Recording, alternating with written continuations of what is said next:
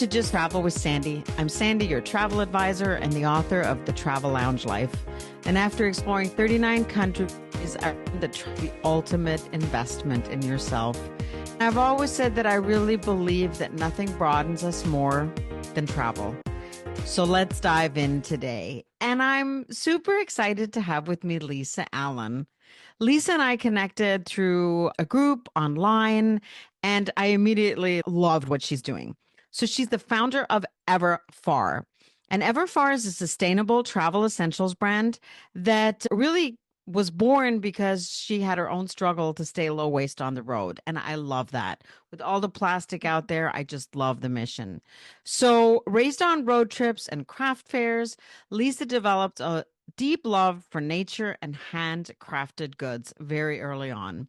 And years later, working as a creative project manager in the consumer packaged goods industry, she Yeah. witnessed firsthand the wasteful side of mass production. Don't we all see it? Mm. And she knew that she wanted something different. EverFar is that something. And I have a little kit here and I absolutely love it. It's travel essentials designed for the intentional traveler who believes that nature doesn't come packaged in plastic and neither should your journey. I love that. Welcome, Lisa. I'm so happy to have you here with me today. Hi, Sandy. Thank you for having me as well. I'm so excited to be here. Absolutely, absolutely. And I just love that you early on really saw the need for a less plastic toiletry because that is the number one. Everything's like in little plastic bottles. And even if we use the containers to refill, it's still a lot of plastic Oh, plastic, and it's not recyclable plastic. for them. Absolutely, Anything absolutely. small isn't recyclable. I didn't realize even the small one is not recyclable. Yeah, because I actually just found that out recently myself. But yeah, because the sorting facilities, the small size falls through the sorting Oh, mechanism and they don't get interesting. recycled. That makes it even more compelling. Yeah, I Wow. I I didn't know that either. I thought, oh, it's plastic. But yeah, they are not Wow. recyclable. Interesting. So Mm.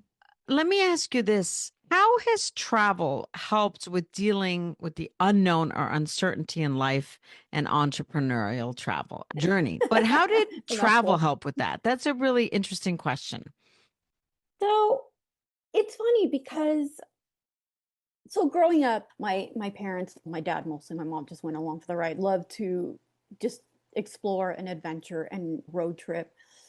He wanted to find ghost towns in the old west and all of that.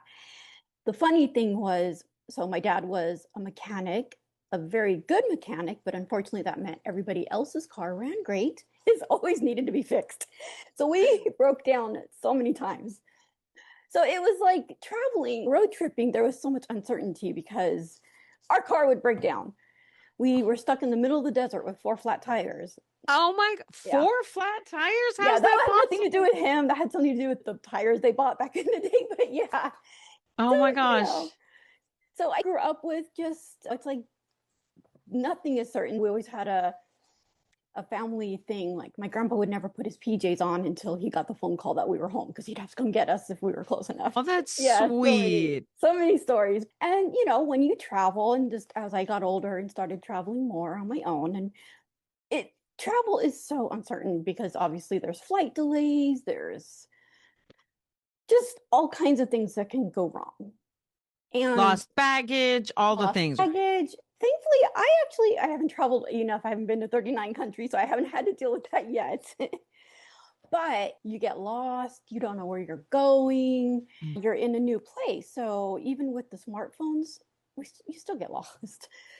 Having the ability to be flexible with the unknown and the uncertainty also helps in an entrepreneurial journey because you don't know what's going to happen. There is no path ahead of you that's saying this is certain.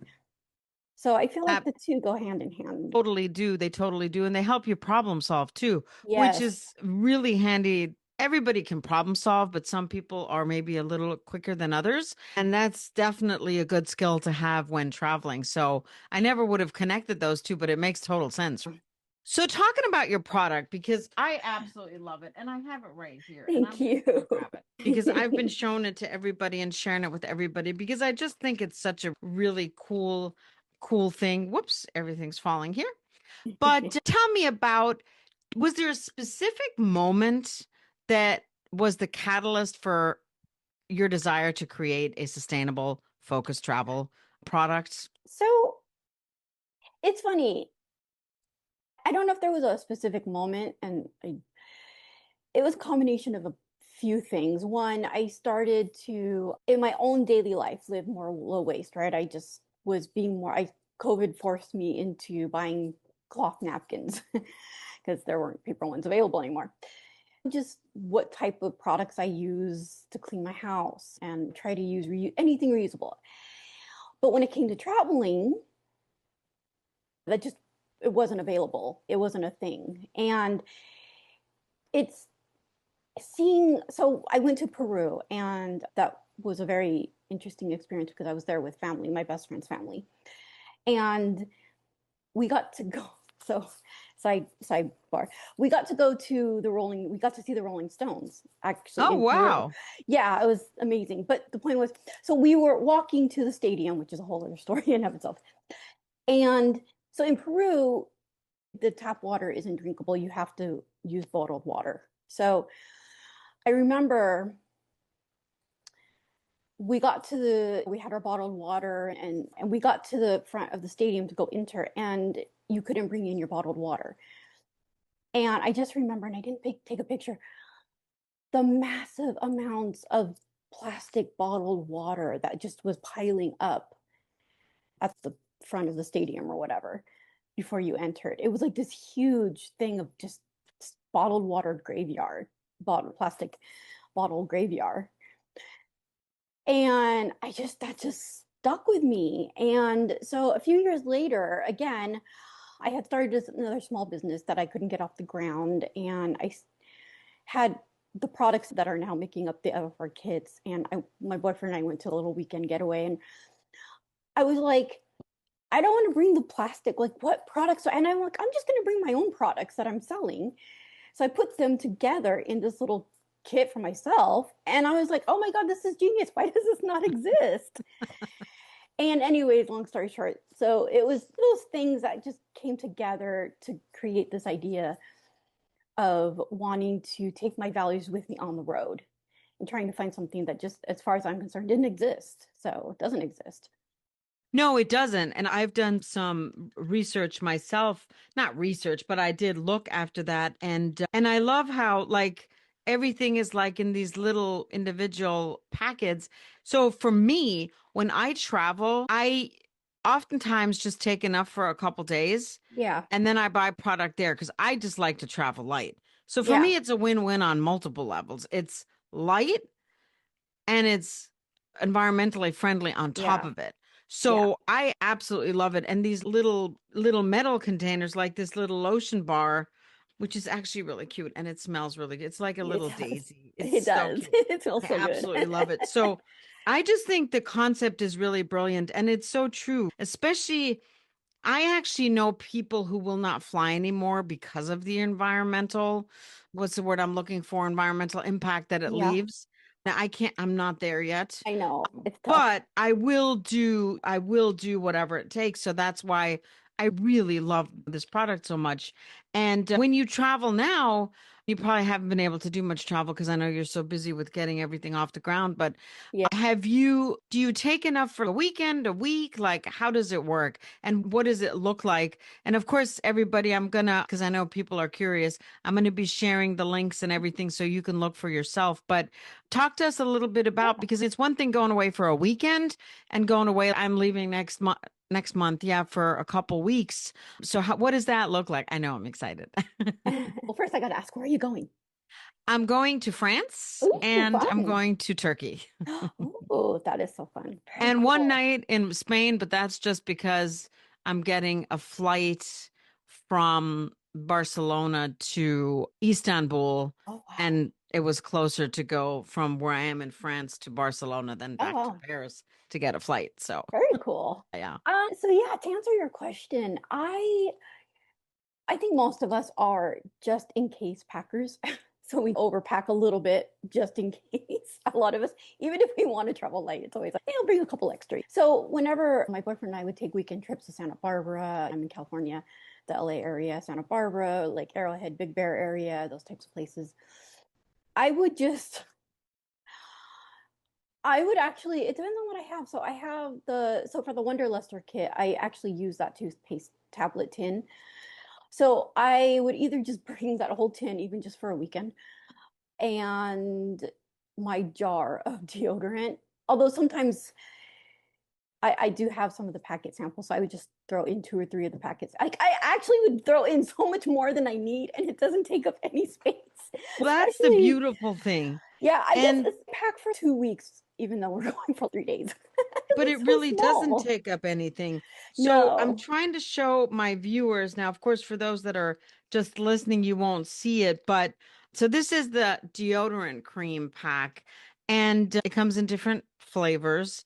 And this little pack is good for how many time uses, you said? So it's approximately 3 to 5 days, depending on it. You really don't need a lot. Pea-sized amount is the suggested amount. I think people with unshaven underarms probably will need to use a little bit more. So just that caveat. But yeah, one of those lasts me forever. Like I have the jar, the full size, and that lasts me like 5 months or something. I don't, Oh, yeah. wow. Yeah. So for the audience that are just listening, it's zero point 0.2 ounces, 5.7 grams. And it's a little, trying to describe it, it's a little like it's a little Flat pouch, pack. but it's paper and it's really cute. And I love the idea of it. And I have different flavors in my little kit, but you can pick the flavors you want when you put when if you order, it'll give you what scent do you want. I say flavor, but scent really, because we're not eating it. It's not actually food, but even though it smells good enough to be food, And I think but the ingredients probably, I wouldn't recommend it, but most of the ingredients are probably edible. they are, and they are, it's a very clean product too, It which is is. the other thing I like. It's a Yeah. very clean product. So it's not only environmentally very friendly, but it's also very clean product, which I know a lot of people, it's really important to them. So your childhood road trips, did you take them often? Did you take them like during summer? What did that Um, look like? I don't remember, to be honest, how often. I do remember a lot. Like I probably the first 10, 12 years of my life, we went all up and down California. I've been to Oregon, Nevada, Wyoming, I think Montana, Idaho, or no, Utah. So I don't know. We we would, I don't know how often, but it was quite a lot. I'd been to a lot of places. I My parents took me whitewater rafting when I was 5, I think, 5 or 6. Oh, wow. And the funny part is actually, by that time I'd already had 2 open heart surgeries. So my parents, this was the 70s, so my parents Wow. were in their 20s. They don't like, yeah, she's fine. Wow. um, Okay. I legit went gold panning in some river, I think in Nevada or maybe California, gold rush country. Like That is so. yeah, so we just we were always going somewhere, camping, hiking. Yeah. So, talking about your childhood road trips, and you mentioned craft fairs too, how did those trips shape your relationship with nature, which I guess influenced you to later on really be interested in small batch, small business made products like you have in your Yeah. little kits now? So it's funny. My dad was a mechanic by trade, as I mentioned, but he also was an amateur carpenter. So my grandparents' garage was converted into basically a woodworking shop. We had all kinds of machinery in there. I'm sure the neighbors loved us on the weekends with all the machinery going. It was so loud.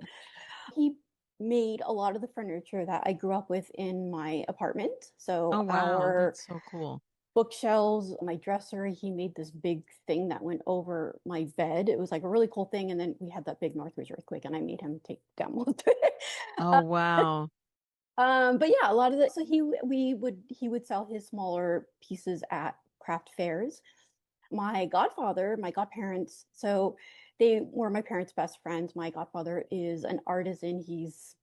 Now he's a photographer. He's been a photographer now for years, but he crafted silver jewelry. He did leather, or he did all kinds of stuff. Leather work. So I just grew up hanging around in the 90s and craft fairs at craft fairs in the weekend. It was still a thing, but I think it's actually bigger now than it was back in the day. So yeah, I just grew up with a very artisanal family. My grandma, she made my Halloween costumes, and so everything was just very handcrafted and very handmade. I just grew up with that.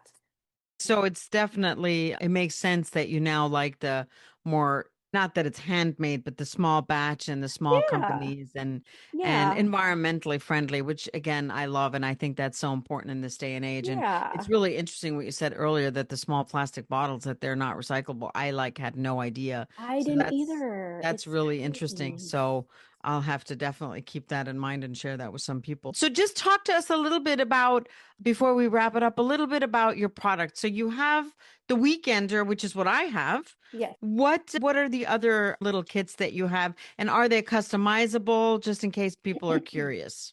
So we have the Weekender, which is what it says. It's enough product for about two weekends worth of product. And then the next one is the Wonderluster, which is about 3 weeks, excuse me, enough product for about 3 weeks.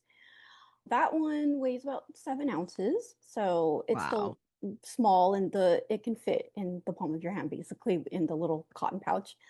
And then I have the Nomad, which is the more full-size products for, the van lifers, the digital nomads that need something a little bit for at least a month, up to 1 to 5 months, depending. And Right. everything is definitely customizable. I do have a little listing where you can just build your own kit.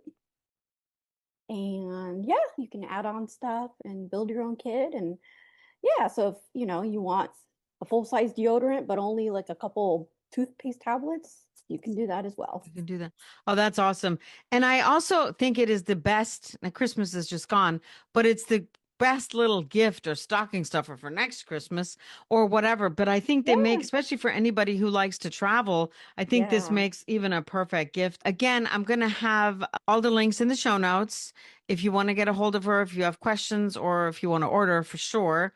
And I really love this. And this podcast was a little different, but I really wanted to highlight and showcase Lisa's idea because I just think it's such a great alternative to all the plastic and all the waste and the weight. For me, yes, environmental and all that is amazing, but also a really great benefit is the light and the waste because I like to travel light. And a lot of Yeah. times the toiletries, even if you do have them in small containers, it still adds up. And so I really like that part of it. And it's definitely going with me next month when I go. So Lisa, thank you so much for being Yes, here of course. today. Thank I you. really appreciate it. And for those of you who have listened or maybe even watched, thank you so much. I really appreciate it. And if you're ready to start planning or need a little inspiration for what's possible, I would love to hear from you. You don't have to do this alone. And I know so many people struggle with 37 tabs open on their browser trying to get the perfect trip together.